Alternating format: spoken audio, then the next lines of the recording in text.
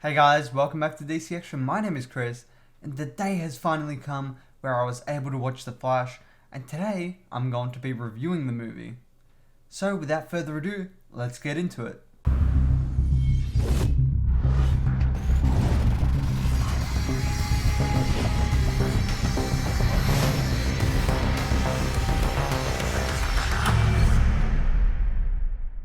So this video is going to be split up into two parts.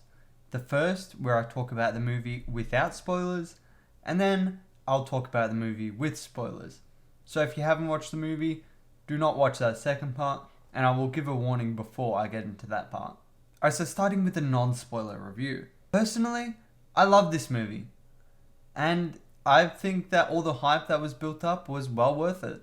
In terms of a rating, I'll probably give it a 7 out of 10. And there are a few reasons behind that. I'll get into that exactly within the spoiler section. But without giving too much away, my main reason behind that was a bit behind the ending and the predictability behind the movie. Overall, the visuals throughout the movie were amazing. And I loved the comedy throughout it. It always made me laugh pretty much throughout the entire movie. All the actors were amazing in it. Ezra Miller, Sasha Calle, and of course, Michael Keaton. And if you thought, like myself, this was going to be a lot of a Batman-centric movie, it was not that at all. This movie very much focused on Barry Allen, both Barry Allens, and their struggles and perseverance throughout the entire movie. I'm now talking a bit about the movie with some spoilers. So as I mentioned, my review was a 7 out of 10. And the reasons behind that are because of the ending. It was a bit confusing.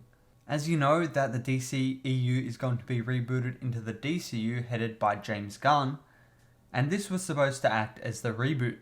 My initial thought was that this movie was going to end in the new DC universe, and that could still well be the case. But at the end of the movie, we saw George Clooney as the new Bruce Wayne.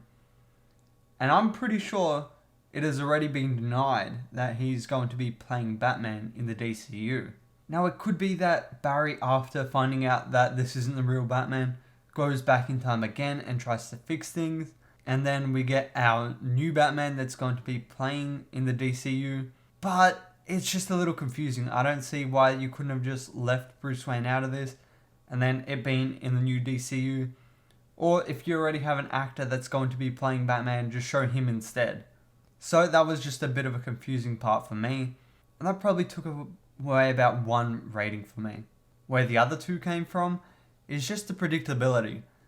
A little bit throughout the middle of the movie, before it was revealed that Dark Flash, I believe it was called, was the other Barry, or young Barry. It's a bit confusing to track them. But I could see that coming from a mile away.